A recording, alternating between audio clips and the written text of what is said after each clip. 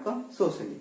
तो इसलिए बहुत सारे ऐसे लोग हैं तो वो भी फेलियर हैं इन टर्म्स ऑफ हेल्थ, हम उनको हेल्दी नहीं कह सकते। और बहुत सारे लाखों लोग हैं, मैं सच बता रहा हूँ, जो देखने में इतने अच्छे लगते हैं एंड उनका जो बिहेवियर होता है, trust me, he is totally ill with his mental and social behaviour.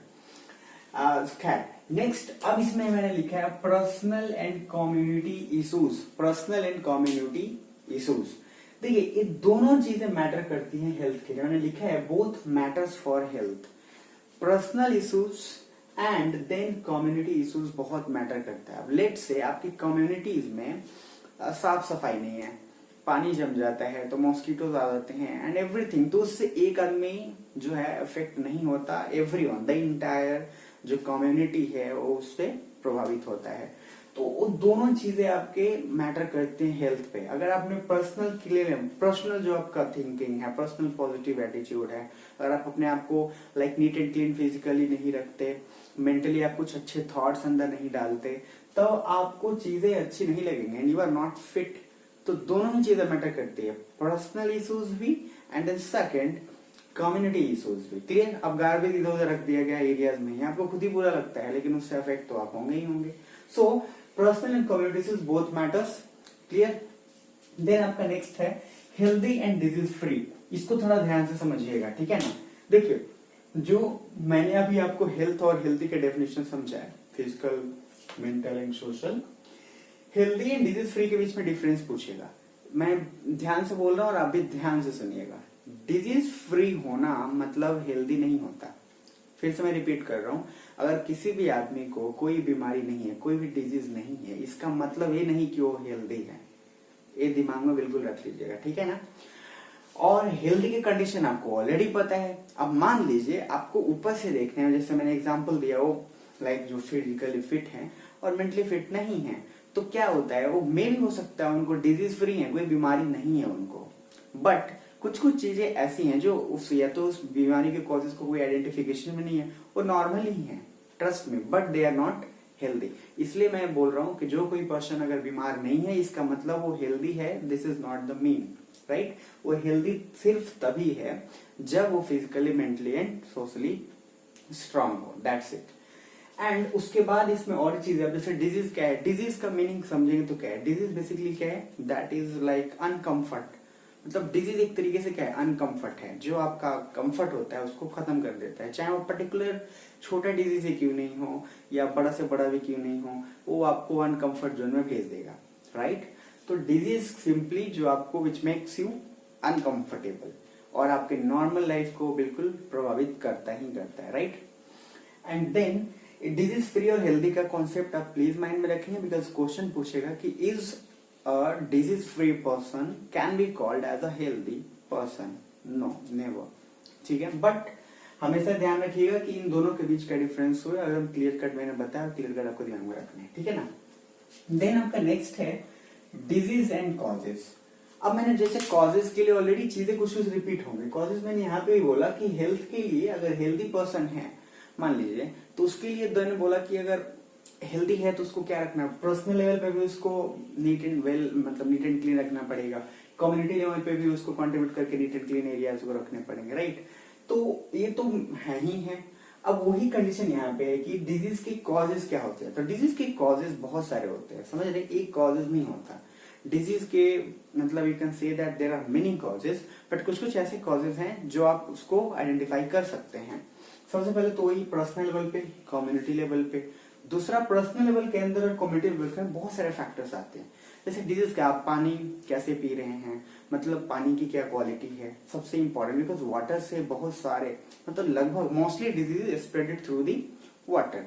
तो पानी किस टाइप का पी रहे हैं, what type of food you eat, ये सब कुछ मैटर करता है इसमें। तो डिजीज के कॉजेज के there are many reasons, but आप उसमें जनरली क्या क्या सोच सकते हैं। सबसे फर्स्ट जो आपका कम्युनिटी लेवल, पर्सनल लेवल पे आप सोच सकते हैं, फूड के लेवल पे, वाटर का आपका क्या जो क्वालिटी है, कैसे ये चीजें हैं, इन सब से आप करते हैं, राइट। देन उसके बाद आपके आता है acute and chronic diseases. Acute and chronic disease, इसको याद रखने का देखिए सिंपल तरीका है। आप एक्यूट एंगल पढ़ते हैं मैथमेटिक्स में, एक्यूट एंगल क्या होते हैं, जो बेसिकली 0 से 90 डिग्री के बीच में होता है। यहाँ पे समझना क्या है कि एक छोटा, जो सबसे छोटा, एक्यूट के बाद ऑब्ट्यूस और चीजें बढ़ती जाती हैं, तो सबसे छोटा वाला जो पार्ट है ना वो है एक्यूट। तो एक्यूट डिजीज वो है जो ज्यादा दिन तक नहीं रहता, मतलब that disease which can not stay for long time, जो ज्यादा दिन तक नहीं रहता। अब जैसे मान लीजिए आपको लाइक सर्दी हुआ, लेट्स से कोल्ड, जस्ट आप कह सकते हैं नॉर्मल कॉमन कोल्ड, तो कॉमन कोल्ड क्या है, कुछ दिन रहेगा फिर ठीक हो जाएगा, तो वो ज्यादा आपको प्रभावित नहीं करेगा। बट सेकंड क्या है, क्रॉनिक डिजीज। अब क्रॉनिक डिजीज क्या है, जो ज्यादा दिन तक रहता है, और याद रखिए क्रॉनिक डिजीज ही सबसे ज्यादा इंसान को परेशान करता है। तो सिंपल सा बात है, क्रॉनिक डिजीज के एग्जांपल मान लीजिए जैसे ट्यूबरक्लोसिस हो गया, जिसको हम लोग टीबी बोलते हैं नॉर्मल लैंग्वेज में, या फिर आप कैंसर भी कह सकते हैं। तो ट्यूबरक्लोसिस क्या है, आपको पूरी तरीके से प्रभावित करेगा, समझ रहे हैं आप। तो इस तरीके से chronic disease affects more comparatively to acute diseases. ये क्लियर होगा आपको, बस ये सिंपल चीज ध्यान में रखना है। उसके बाद यहाँ पे infectious and non infectious disease. और याद रखिए कोई भी जो डिजीज में बताया, जैसे डिजीज के कॉजेज है कुछ भी, तो डिजीज जो है 2-3 तरीके से चीजों को, पहली बात बहुत समय केसेस में क्या है, हम कैसे फाइंड आउट करते हैं कि डिजीज हमें हुआ है या नहीं हुआ है। सिंपल सी बात है, बॉडी के कुछ स्पेसिफिकेशन जो नॉर्मली काम कर रहे होते हैं और हमें नॉर्मली काम ना हो, मतलब अनकंफर्ट हमें फील कर, जैसे लेट से हम हैंड का मूवमेंट खाने के लिए करते हैं, अब हमने जो है कुछ दिन बाद हैंड के मूवमेंट हमें प्रॉब्लम हो रहा है खाने में, तो we have some problem, like हम लोग जो नॉर्मल स्पेसिफिक वर्क कर रहे थे वो स्पेसिफिक वर्क अब हम नहीं कर पा रहे हैं, तो दैट इज एन इशू। तो उस इशू के कारण हमें क्या है कि हम लोग फिर गेट ऑन कर लेते हैं कि यस हमें ना कोई डिजीज तो है, राइट। अब उसी तरीके से इन्फेक्शियस एंड नॉन इन्फेक्शियस। देखिए infectious and non infectious causes क्या होता है, पहले इन्फेक्शियस, अब जैसे बोलते हैं ना इन्फेक्शन हो गया, ज्यादातर लोग यूज करते हैं यार उसको इन्फेक्शन हो गया, मुझे इन्फेक्शन हो गया। इन्फेक्शियस का मीनिंग सिंपल होता है, disease which can be spread through the microbes, right. Microbes से जो स्प्रेड होते हैं, और इनका सबसे इंपॉर्टेंट क्या होता है इन्फेक्शियस का, माइक्रोब्स तो होते ही होते हैं जो उसका मेन जड़ है जिसके कारण फैलता है, एयर में ये काफी तेजी से स्प्रेड करता है, जो कि बहुत ही डेंजरस है। अब जैसे आप स्नीजिंग करते हैं, किसी को लाइक ट्यूबरक्लोसिस ही है, अगर उसकी खांसी अगर थोड़ी भी आपके उस पे आप आसपास हैं और प्रभावित हो गया तो काफी आप बिल्कुल हो जाएंगे। तो दीज आर कॉल्ड लाइक जो disease which can be spread through the air, और ये काफी तेजी से भी फैलता है, ठीक है ना, मतलब काफी तेजी से फैलता है ये, बिकॉज माइक्रोब्स जो होते हैं तेजी से फैलते ही फैलते हैं। जैसे मान लीजिए आप बैक्टीरिया ले लीजिए, वायरसेस ले लीजिए, दे स्प्रेड वेरी फास्टली, और फ्रॉम पर्सन टू पर्सन और ज्यादा फैलता है फटाफट। तो उसके बाद एक और चीज होता है जैसे पेनिसिलिन होते हैं, तो ये एंटी बैक्टीरिया होता है, जिसमें मैं बताऊंगा कि जो है हर जगह काम नहीं करता है, इसी के अंदर मैं बताऊंगा। बट फिर भी जो आपका मैंने बोला कि लाइक सबसे पहले क्या है बैक्टीरिया, तो बैक्टीरिया क्या होता है कि स्प्रेड करता है काफी फास्ट, वायरसेस भी काफी फास्ट स्प्रेड होते हैं, और उसमें एक और चीज होता है जैसे वर्म्स, तो वर्म्स जो है वो ज्यादा तेजी से स्प्रेड नहीं करता। तो बेसिकली जो माइक्रोब्स होते हैं जिसमें हम लोग जनरली बैक्टीरिया और उसको वायरस को कंसीडर कर लें, तो ये काफी तेजी से बढ़ता है, ये है इन्फेक्शियस। नॉन इन्फेक्शियस डिजीज क्या होते हैं, जो कॉन्टैक्ट वाइज नहीं फैलते, ठीक है ना, कॉन्टैक्ट वाइज नहीं फैलते, जो इंटरनली होते हैं, बट वो आपको जैसे मान लीजिए लेट से लूज मोशन फॉर एग्जाम्पल, तो वो क्या है, वो अफेक्ट नहीं करेगा, ऐसा नहीं कि छू देने से। अब जैसे आप मान लीजिए इंटरनली अगर किसी को प्रॉब्लम है कुछ भी और फाइट कर रहा है, लाइक रेसलर्स हैं, तो वो कभी भी उसके मारपीट करने उससे फर्क नहीं पड़ेगा, इंटरनली प्रॉब्लम, समझ रहे हैं आप। तो नॉन इन्फेक्शियस और इन्फेक्शियस के ये रीजन है। इसके कारण जो है मैं जिसमें हम लोग एंटी बैक्टीरिया की बात करते हैं, तो एंटी बैक्टीरिया याद रखिए, जो एंटी बोलते हैं ना कि एंटी बैक्टीरियल आप बोलते हैं, या फिर एंटीबायोटिक जिसको आप लोग बोलते हैं कि एंटीबायोटिक का मेडिसिन ले लो तो ठीक हो जाएगा। तो आपको मैं चीजें क्लियर कर देता हूँ। ये जो आपका माइक्रोब्स मैंने लिखा है, जैसे मान लीजिए आप बैक्टीरिया की बात हम कर रहे हैं, तो बैक्टीरियल जो बीमारी है, ठीक है, बैक्टीरियल में क्या होगा कि एक एंटीबायोटिक आपने जो लिया वो क्या है, वो हेल्प करेगा बैक्टीरिया को खत्म करने में। वायरसेस बैक्टीरिया से ज्यादा डेंजरस क्यों होता है, क्योंकि वायरसेस को ना प्रॉब्लम क्या होता है वायरसेस में कि आप अगर लेते हो, एंटीबायोटिक लेते हो, तो एंटीबायोटिक जो है वो वायरसेस को खत्म नहीं करता। क्यों नहीं करता? क्योंकि बैक्टीरिया के केसेस में क्या होता है, सेल वॉल जो है वो ब्लॉक हो जाता है। जब हम एंटीबायोटिक लेते हैं तो बैक्टीरिया, क्योंकि सेल वॉल के थ्रू क्या है, वो सेल वॉल बहुत ज्यादा क्रिएट करने लगता है और उसके थ्रू फैलता है, तो उस समय एंटीबायोटिक जो है वो सेल वॉल को ब्लॉक कर देता है। लेकिन इंसान के अंदर क्या है, सेल वॉल वैसे होता नहीं है, मतलब सेल वॉल ऐसा होता नहीं इन द सेंस क्या, मतलब सेल वॉल उस तरीके से स्प्रेड नहीं करता। तो उसी केसेस में बैक्टीरिया को हम लोग एंटीबायोटिक से इजिली खत्म कर देते हैं। लेकिन और चीजें जैसे किसी भी अदर एनिमल्स या किसी भी चीज में जहाँ पे सेल वॉल काफी तेजी से स्प्रेड होता है, वहां पे हमें तकलीफ होती है। बैक्टीरिया की एक और खास बात यह है कि अलग, मतलब हम लोग एक चीज दूसरे पे यूज कर सकते हैं। जैसे अगर कोई चीज किसी एंटीबायोटिक किसी के काम आया तो मे भी उसके काम आ सकता है। वायरसेस क्यों डेंजरस है? क्योंकि वायरसेस सेल वॉल और सारी चीजें करता नहीं है। काफी, मतलब एक आपने बना दिया, अगर इसके एंटीबायोटिक आपने लिया तो इससे इसका प्रभाव ये डेफिनेट नहीं है कि खत्म हुआ।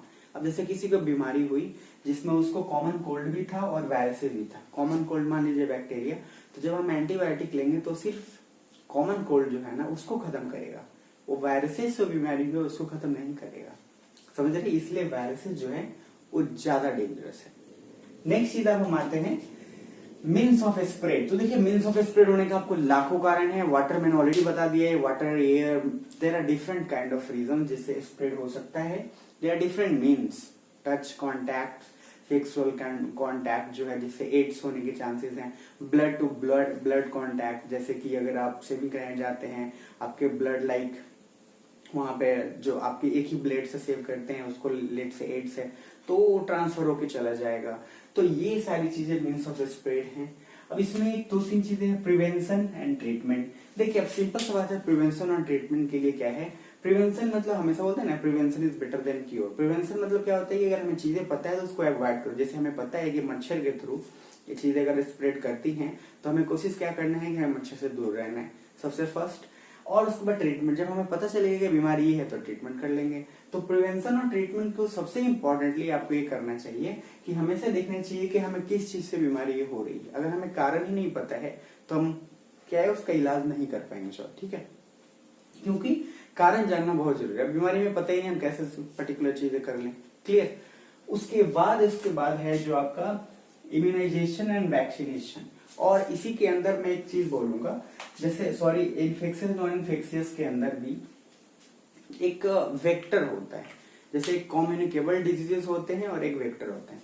तो कम्युनिकेबल जो होते हैं वो क्या होते हैं, एयर में जो स्प्रेड कर रहे हैं, और वेक्टर जो कि VECTOR होता है, ये वेक्टर बेसिकली क्या होता है, ये जैसे पर्टिकुलर किसी के, जैसे मच्छर ने आपको काटा और फिर जाकर किसी और को काटा तो आपका ब्लड उसको उसमें चला गया, तो उस केसेस में इसको हम लोग वेक्टर बोलते हैं, राइट। और कम्युनिकेबल डिजीज जो एयर के थ्रू ट्रांसफॉर्म होता है, क्योंकि ये छोटा टर्म है लेकिन ये आपको फिर भी आना चाहिए। उसके बाद इम्यूनाइजेशन और वैक्सीनेशन का। देखिए इम्यूनाइजेशन क्या होता है, जैसे हम लोग आज बोलते हैं ना इम्यून सिस्टम अच्छा करो, अभी जो चल रहा है इतना सारा सब कुछ। तो इम्यूनाइजेशन और वैक्सीनेशन क्या होता है। इम्यूनाइजेशन का बेसिकली मीनिंग क्या होता है, देखो पहले ना क्या था, स्मॉल पॉक्स जिस तरीके से एक नया बीमारी अभी महामारी है, उसी तरीके से पहले के स्मॉल पॉक्स भी बहुत मतलब नॉर्मल नहीं था, वो काफी भयावह था, लोग उससे डरते थे, लोग दूर रहते थे किसी को हो जाता था। तो इम्यूनाइजेशन में क्या किया गया कि जैसे जो जेनर है, जो उनका नाम है, बेसिकली उन्होंने जब वैक्सीन तैयार करना शुरू किया तो काउपॉक्स लोगों को पहले हो जाता था। जो लोग गाय के नजदीक रहते थे, ग्वाला जो बेसिकली थे, उनको काउपॉक्स ऑलरेडी हो गया रहता था। जो माइक्रोब्स और जो बैक्टीरिया उस गाय से मिलता था उनको, तो उनको काउपॉक्स हो, तो उनको ना स्मॉल पॉक्स नहीं हो पाता था, उनको कभी स्मॉल पॉक्स नहीं हुआ। तो पहले इम्यूनाइजेशन का मीनिंग क्या था कि आप क्या करते हैं कि उन्होंने मान लीजिए पहले ही दवा दे दिया, लेट से काउपॉक्स था तो काउपॉक्स उन्होंने काउपॉक्स का मेडिसिन दे दिया। अब होता क्या है, जब सेम टाइप का फिर से वायरस उस पर अटैक करता है तो एक्टिव हो जाता है और पूरे जोश के साथ उसको हटा देता है। मतलब हम एक तरीके से मूर्ख बनाते हैं, ठीक है ना, मूर्ख बनाते हैं माइक्रोब्स को कह लो आप, कि पहले हम लोगों ने उसमें एंटीबैक्टीरिया डाल दिया है, अब क्या होता है सेम टाइप का है वो, अब जैसे ही वो दोबारा उस पर सिमिलर टाइप का अटैक करना होता है वो पूरे जोश के साथ उसको बाहर कर देता है। ठीक है, वो एक मेमोरी लाइक बोलते हैं ना कि मेमोरी उसको फिट कर दिया कि ये ऑलरेडी हमारे पास आया था इस टाइप का वायरस है, अब सेम टाइप का आ रहा है तो उसको जो उसके साथ उसको हटा दिया जाता है। वैक्सीनेशन का मीनिंग क्या होता है, देखिए ये ना काउ पॉक्स जिनको हुआ था, तो काउ ना लैटिन वर्ड में वैक्का बोला जाता था इसको, कुछ इसका टर्म्स है VACC है, और काउपॉक्स को बोला जाता था जैसे वैक्सीन, तो इनसे वर्ड जोड़ के वैक्सीनेशन बना। ठीक है, ये चीजें आप क्लियर रखेंगे। और इम्यूनाइजेशन का सिंपल मीनिंग होता है कि जब पहले चीजें हैं हम उसी टाइप को पहले डाल देते हैं, जब सिमिलर टाइप के वायरसेस अटैक करते हैं तो उस समय क्या होता है कि वो एक्टिव हो जाता है पहले वाला, और नहीं होता। जैसे काउपॉक्स, जो लोग ग्वाला लोग थे जिनके नजदीक चीजें नहीं होती थी, जिनको स्मॉल पॉक्स नहीं हुआ था, उनको ऑलरेडी काउपॉक्स था, तो वो वैक्सीनेशन की तरह ही काम हो, लोगों के अंदर क्या किया उन्होंने, काउपॉक्स का ऑलरेडी सिरिंज जो इंजेक्शन वो दे दिया। अब जिनके अंदर काउपॉक्स वाला आ गया इंजेक्शन, सेम टाइप के वायरसेस होते थे जो स्मॉल पॉक्स के थे, वो क्या होता था जैसे ही फिर से दोबारा होते थे, इसलिए एक आदमी को अगर पहले बार हो गया तो दोबारा स्मॉल पॉक्स उसको नहीं होता था। ये भी एक बहुत बड़ा मतलब फैक्टर था उसमें। खैर, ये चीजें आपको क्लियर हुई, फिर कुछ भी डाउट हुआ तो पूछ लीजिएगा। मिलते हैं फिर नेक्स्ट वीडियो।